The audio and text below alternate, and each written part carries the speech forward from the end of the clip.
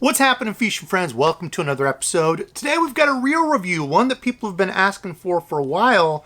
Newer to the market is Ark with their Gravity series of baitcasters. I picked this one up last year. They've got a few different ones out. They actually just came out with a couple new options, but this Gravity 5 came in at $179.99, so it's kind of that midpoint.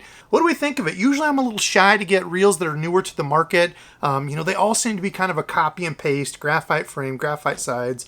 Ark did some things a little bit different. Now, I've had some experience in the past with Ark with their rods.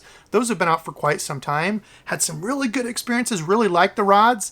Had a kind of a crummy customer experience, but the reel, it's a different thing. Let's see what we think of it. Now, the first thing I liked about the reel, them coming out with it, a lot of companies that come out with a reel, it'll just be one speed, right? They're kind of testing the waters. Okay, we're gonna release one, maybe two speeds. They've got a 5-speed, 6, 7, and 8-speed. Now I'll put the specs up on the screen so you can read it.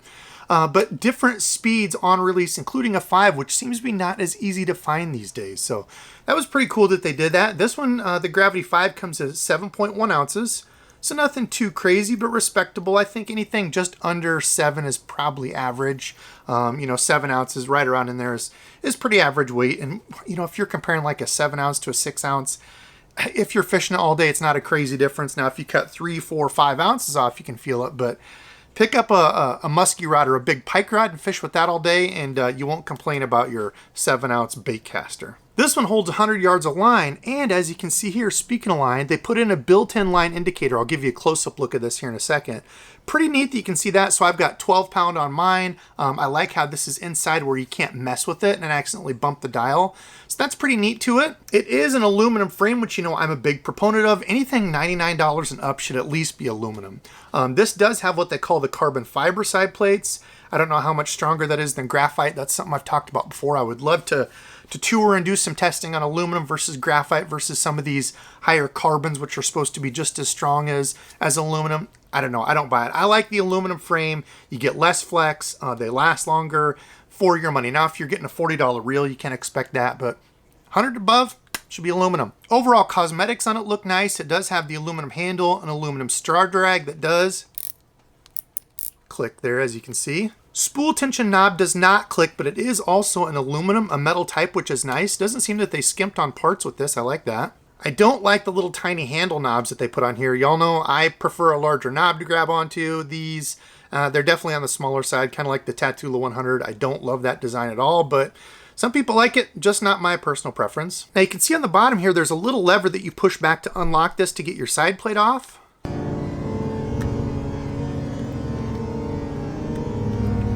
When I pop this off here to give you a closer look, you can see here that the brakes on this are significantly different from some brakes that you might be used to. So you can see instead of having magnets that go all the way around like Daiwa does, like an actual magnet ring, inside here they do have the tiny little, round magnets that we're used to kind of being on the side of the side plate. You can see what's interesting about these brakes, it's not just the outside dial. You can see there the outside of it, it does have your typical magnetic less and more dial on it. However, they did something a little different with this cone. So the cone doesn't move on its own. It's not spring loaded and moving on your cast like a Daiwa would.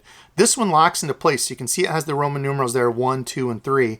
And that's for your different brake pressure. Now, I was skipping with this, and I tell you what, overall use of the reel, once you get it tuned in, is really good. And I'll talk about that here in a second for kind of the pros and cons. But once you get it tuned in, it's great. Looks kind of, strange to get used to. What am I doing with this? But really, you just push it down and you can turn it over to the different settings there. That's how this works. Pretty easy. Then once you do that, all of your fine-tuning adjustments is done on the outside with your magnetic brake control knob there. So like a big adjuster and a small adjuster, I guess you'd say. Okay, so after having this out for a year and using it, what do I think of it overall, pros and cons? Well, the first thing that comes to mind is fit in hand is pretty darn good. I feel like maybe it's a little taller here than some. Not horrible. It's not uncomfortable. I like normally where the trigger fits with this reel. It's not like overly long this way or in front. So palmability of this feels good. I like it in hand. I don't have any problems fishing it.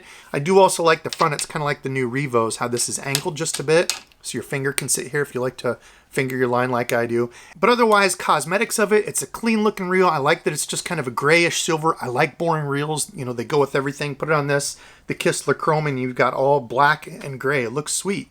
But, you know, it's not just another stamped, you know, regular magnetic brake reel that you see from, you know, a bunch of different companies, especially ones that haven't had a reel before. Seems like a lot of these come out and it's like the same exact, you know, regular magnetic OEM type reel. The second big pro to this was after I got it set up and ready to cast, it was really good. Now, the initial dialing of this in was kind of a pain in the butt. It was one of the ones that gave me a little bit more trouble. Like I said, usually I like to have my spool tension sit to where I do this and there's just a little ticky-tick side-to-side movement. This one I had to set a little bit tighter. I ended up putting the internal brake to 3 and then running with the outside brakes, and I've been messing with this one, but I would say probably half was my normal having this on.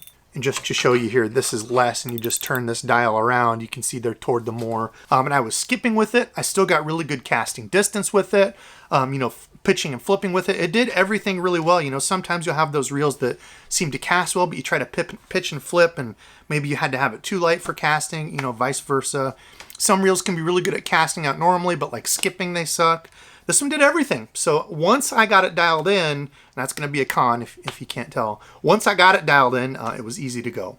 The third thing I liked about this is the cosmetics and everything matched, and it's not one of those crazy flashy reels. I kind of talked about this, you know, the look of it and stuff before, but to me that's a positive. You know, some of these companies, it seems like they're targeting the younger anglers. They've got some of these crazy bright colors, and I don't know, just not my thing. I like that this is, you know, all silver, gray, some black. You know, it's got good aluminum parts on it here, the tension knob.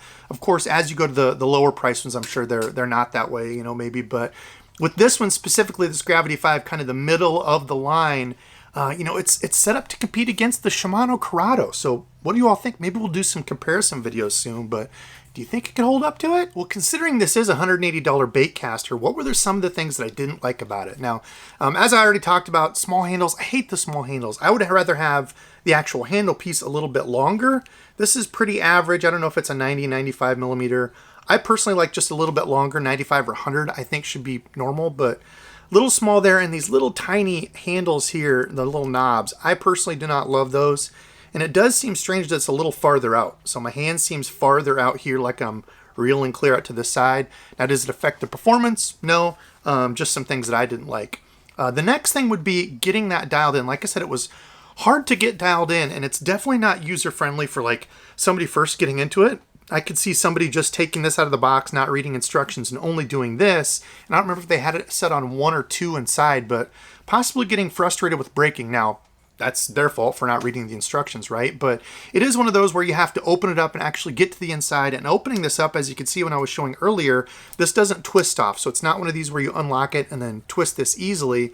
It's kind of a pain in the butt to get into. And again, anytime I tell you that if I'm on the water having to do this and fudging around with this or on a kayak, there's a chance that I lose this overboard. So any of these that I have to get into, I think they should be connected. You know, for $180, should they be able to do that? I think so, but you know, I'm sure that that's going to cost more. You have to, you know, weigh out what do you want on the reel for cost. So that was something, and like I said, getting it dialed in was kind of tough starting with. Once I got it though, it was really good. So that's kind of a eh. Now the last thing is customer service. Like I said before, I had an issue with some of the rods. There were some tips that Ark, the company, knew were bad. I ended up buying 3 of the rods because I like the rods so much. But I got them, they were fraying my line. Well, the tips that they had were not correct. The back of it, the metal piece, was rubbering on the line when you would reel it in. Called them. They said, yeah, you know, we knew about it. We can send you some tips. I'm like, well, no, I would think this would be new rods. Nope, they can't do that. They said they could send me a free t-shirt and like some of this other stuff. Ended up sending me the 3 tips that I had to replace on my own. So that was kind of a bust. As a company, if you know they're wrong and somebody's calling in, I think you should have replaced it, but we'll see. My buddy Chris actually took his apart, and he was missing a screw from the thumb bar of his. He put in a customer service claim, so maybe he can comment below on the video and see how that went. Hopefully they've upped that. You know, I've been in the customer service industry for 20-ish years, so that's a big deal for me. I don't care if a company gets something wrong or if something goes wrong with it, as long as they take care of me, cool. So that left kind of a bad taste in my mouth with them. I'm sure they will not be sending me any reels, but in an all honest review of this, there's more positives with it than negatives. Now, as I said before, with this coming in multiple speeds, you can see I got the 6.4 to 1 speed. You know, I used it for, you know, things that had decent drag, and it didn't feel bad at all. Now, I did notice it did develop a little bit of a grindy sound. Might just need to be taken apart and cleaned. You know, I'm not going to knock them until I, you know, clean it and check that, because I've had Daiwas, my Tattoo Elite came bone dry, sounded grindy, felt like crap until I took it apart, re-oiled and greased it, and then it felt like $1 million. But this one I did notice started out really smooth in the beginning and kind of got grindy, and that's something that some of the less expensive reels can go downhill really quick. Even after you clean them and stuff, they just have that grindy, kind of rickety feel. Now this one doesn't feel bad as far as tolerances and stuff. All that feels pretty darn good on it at this price. Better than I would expect from a company just putting out a new reel. So kudos to them on that. But yeah, any sort of moving bait, you could go with the slower speed for cranking. The 6 and 7, both kind of your do-it-all, you know, any speed in there, just depending on how fast you reel. And they have the 8 speed. So if you got this and in hand, it just feels amazing for your hand. Somebody's at the door. Anyway, like I was saying before I got interrupted there, they also have the 8 speed, so if you just really like to flip and pitch, this just feels really, really good in your hand. You can do that too. So I like that they came out with multiple speeds, not just coming out with the 7 speed and saying, here you go. So overall, those are my thoughts on the Ark Gravity 5 reel. Comment below and let me know what you think. Have you tried any of these reels? Are you a little skeptical to try reels from companies that aren't, you know, maybe the big 2, 3, 4, Luz, Daiwa, Shimano, Abu Garcia? You know, some of these other companies come out with stuff and I'm kind of like, is it even worth it? This one I'm glad I took the gamble on. There was a bunch of people asking me, and there were definitely more positives than negatives with it. So if you're looking for something new, you know, to start out with, you're new to baitcasters, maybe not your thing because of the adjustability of it, but once you get it dialed in, good solid little reel, you know, get it in hand, see how it feels to you. But comment below, let me know what you think of this. I'm definitely going to start doing some more reel review, like comparison videos, maybe comparing this to a similar price Shimano, Daiwa, Luz, something like that. I want to get into those more because those were a lot of fun. So anyway, today's subscribe fishing friend is my guy Midwest Fisherman. He just recently commented on my unboxing videos talking about the X-Zone Swammers. I didn't show those in the video, but he said they're fantastic swim baits. I did have a lot of luck with those. I think they've just come out with some new sizes, like the 3.5 inches, the one I used a lot. I used that on chatterbaits, just little swim bait heads. So yeah, good lure. But anyway, again, I would not be here. I would not be able to do all of these reel reviews and stuff if it was not for all of you who watch and support. My members who pay to support on a monthly basis.